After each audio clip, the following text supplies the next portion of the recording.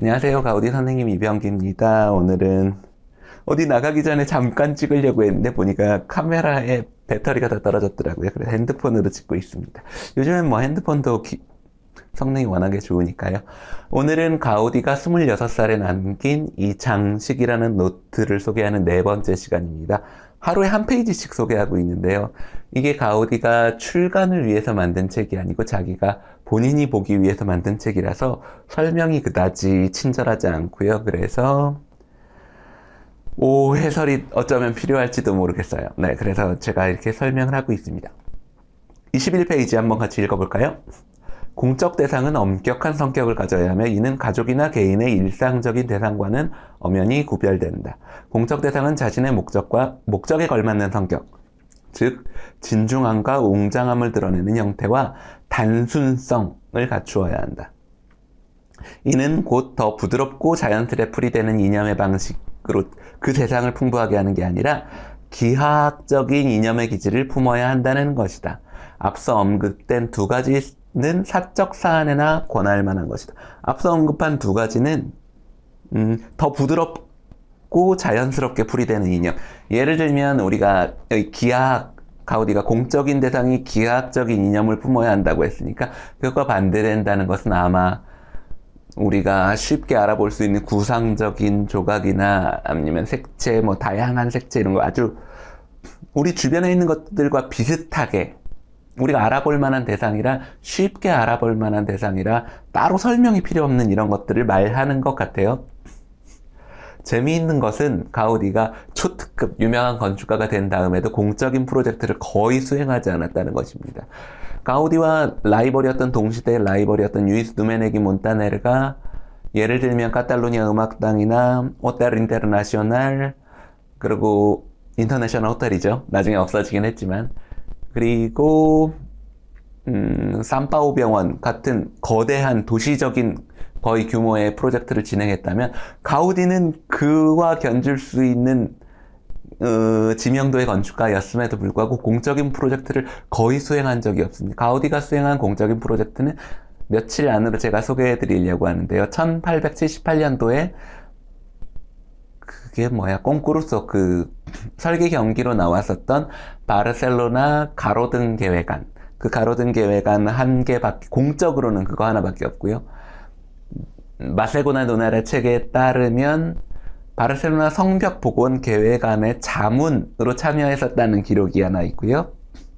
그리고 그 안에 Consejo de Cientos라고 바르셀로나 백인, 100명이 하는 회의가 있거든. 백인 회의.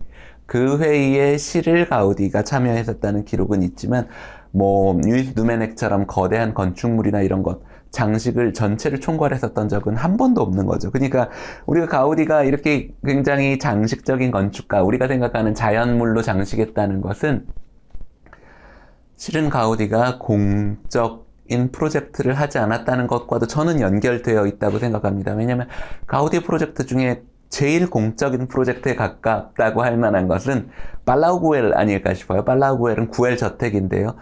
이 저택을 만들고 나서 뭐 여기에 미국 대통령이나 합스부르크의 왕이나 뭐 이런 사람들이 와서 사교 모임을 하는 아주 사교적인 장소였거든요. 근데 팔라우구엘이라고 하는 이 건축물을 보면 미센스 주택보다 더 뒤에 지어졌음에도 불구하고 굉장히 엄격한 비례와 규칙을 가지고 있습니다. 어떤 사람은 바깥에서 보면 이것 팔라우구엘은 굉장히 어떻게 보면 엄격하고 이걸 뭐라고 표현해야 될지 모르겠는데 진중한 느낌을 주는, 무거운 느낌을 주는 건축물인데 적어도 겉에서 보기에는요. 네, 그런 의미에서 얘기할 수 있을 것 같아요. 우리가 생각하는 가우디는 별명으로는 부자들의 집을 짓는 건축가로 유명했거든요. 그러니까 사적인 사안, 여기서 가우디가 말하는 부드럽고 자연스럽게 풀이되는 이념으로 장식되었다고 할 수 있겠죠. 그렇다면 그와 다른 건축은 어떤 것인지 잠깐 들어볼까요? 기하학은 공공건물과 종교건물에서 매우 중요한 조건이다. 그렇겠죠? 그리스 신전을 비롯한 이런 건축물들은 직사각형 평면과 원통형 기둥, 정사각형 메토프와 삼각형 페디먼트를 갖는다. 장식에는 각 부재와 팔매트들을 꾸미는 수용드리들이 있다. 뭐 이런 모양들요. 하지만 이런 부분들은 그것이 이끄는 연속된 수평선 위에 놓인 짧은 수직선, 그러니까 하나의 얼룩 같은 것에 지나지 않는다. 이렇게 표현하고 있습니다. 대성당의 포물선에 가까운 볼트들은 원으로 그려진 아치로서, 세공창은 원의 조합으로, 피너클과 첨탑은 피라미드 모양으로, 그 밖의 부분들 역시 온갖 기하학적 형태들이 서로 엮여 이루어진 것을 보게 된다. 우리가 그리스 로마의 건축이 더 기하학적이고 고딕은 조금 덜 기하학적인 듯 느끼게 되지만, 자세히 따져보면 고딕의 첨도 아치도 실은 두 개의 컴파스로 만든 두 개의 호의 조합으로 만들어져 있고, 그 복잡한 로즈창, 세공창들 역시 원의 조합들로 이루어진 것을 알 수 있습니다. 근데 여기 있는 부분이 아주 중요한 부분이에요. 이 뒤에 부분. 이 뒤에 부분이 가우디를 이해하는데 아주 중요한 부분이다. 기하학적으로 건조한 형태가 지나치게 반복되면, 기하학이 중요하긴 하지만 이런 형태가 만약에 지나치게 반복되면, 6분이나 했네요. 적절한 대비를 위해 일반 형태와 관련되지 않은 아주 자유로운 형태를 가진 오브제가 필요하다. 여기에서 가우디가 두 가지 프로젝트를 언급할 겁니다. 익티누스가 만들었던 피갈리아의 아폴로 신전, 그리고 뒤에 살펴보게 될 로마의 리시크라테스 기념비, 이 두 건물을 살펴볼 거예요. 이 두 건물은 기하학이라는 것이 그렇게 중요한 공공 건물에서도 조화라는 것이 필요한데, 그 조화는 지나치게 메마르게 반복되는 기하학을 깨트려야 한다는 이야기를 하고 있습니다. 이 이야기는 가우디를 이해하는 아주 중요한 하나의 지점이 되기 때문에 내일 좀 더 자세하게 한번 살펴볼게요. 오늘 살펴봤던 21페이지에는 그렇게 어려운 내용은 없었던 것 같아요. 요약하자면, 공공건물에서는 기하학적인 것이 성격이 더 중요하고, 사적인 건물, 그리고 개인의 일상과 더 관련되어 있는 건축물에서는 그와 달리 보다 부드럽고 자연스럽게 풀이 되는 이념의 방식으로 장식될 수 있다 라고 하는 점이죠.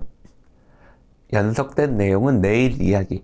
그러니까 가우디가 기하학적인 것에 대해서 어떻게 이야기했는지 궁금하지 않으세요? 왜냐면 보통 우리가 이해하는 가우디는 기하학을 싫어했을 것 같잖아요. 왜냐면 직선은 인간의 선이고 곡선은 신의 선이다. 흔히 인용되는 가우디의 말들이 우리의 가우디에 대한 큰 오해를 불러일으키는 것들이 있거든요. 그것에 대해서 한번 내일은 이야기 나눠보는 시간 갖겠습니다. 그럼 오늘 여기까지 할게요. 안녕.